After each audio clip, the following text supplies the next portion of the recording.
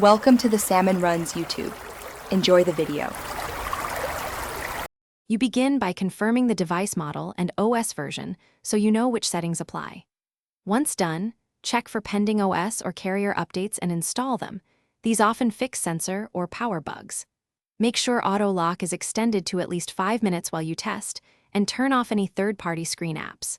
You also want a second phone or recorder ready to compare call behavior. This isolates whether the problem is device-specific or network-related. You now test the proximity sensor directly. Make a call and slowly cover the top sensor area. The screen should turn off, then back on when uncovered. If not, run the built-in sensor diagnostics or a trusted app.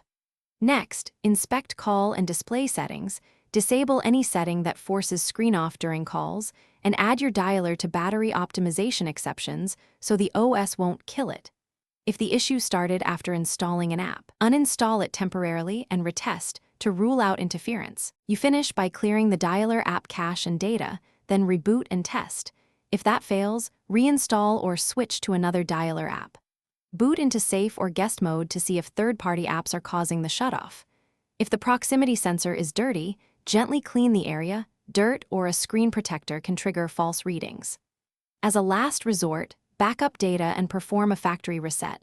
If hardware still fails, take the device to an authorized technician for sensor replacement. Thanks for watching. Consider subscribing if we helped you.